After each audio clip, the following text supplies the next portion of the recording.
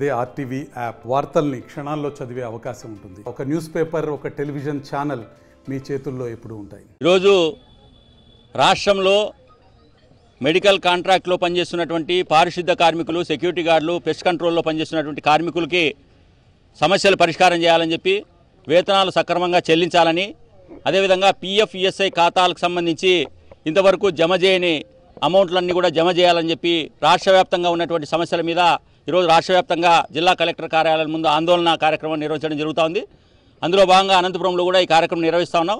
ప్రధానంగా కూటమి ప్రభుత్వం అధికారంలోకి రాకముందు చంద్రబాబు నాయుడు గారు కావచ్చు, లేదా లోకేష్ గారు కావచ్చు, ఈ రాష్ట్రంలో జీతాలు ఇచ్చే పరిస్థితి లేదు, మొత్తం రాష్ట్ర ప్రభుత్వ ఆర్థిక పరిస్థితి దయనీయంగా ఉంది, కుదేలైంది అని చెప్పి మేము అధికారంలోకి వచ్చిన వెంటనే మొత్తం కార్మికుల, ఉద్యోగుల సమస్యలన్నీ కూడా పరిష్కారం చేస్తాం, అదేవిధంగా కాంట్రాక్ట్ అవుట్సోర్సింగ్లో ఉన్న కార్మికులను రెగ్యులరైజ్ చేస్తామని చెప్పి హామీ ఇచ్చి ఉన్నారు.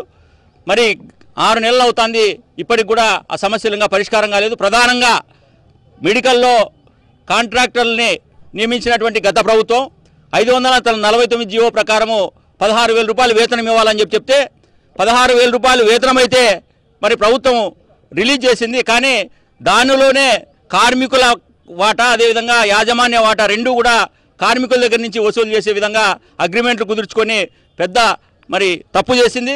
దాని మీద అనేకమైనటువంటి పోరాటాలు నిర్వహించాం. అయినా సరే గత ప్రభుత్వం నిమ్మకు నీరెత్తినట్లు వివరించింది.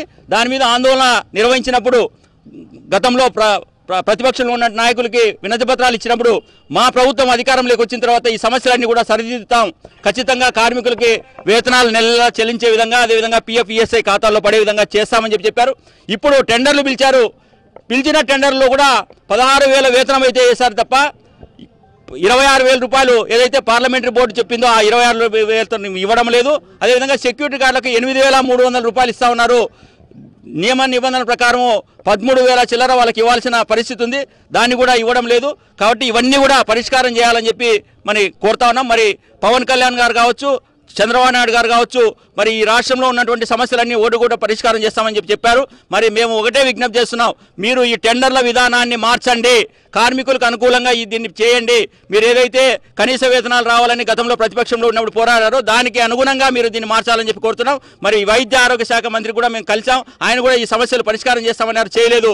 భవిష్యత్తులో మరి దిగొచ్చి చేయకపోతే పెద్ద ఎత్తున రాష్ట్ర వ్యాప్తంగా మీ ఇళ్ల ముట్టడికి పిలుపు ఇవ్వాల్సి వస్తుందని చెప్పి ఈ సందర్భంగా హెచ్చరిస్తాను.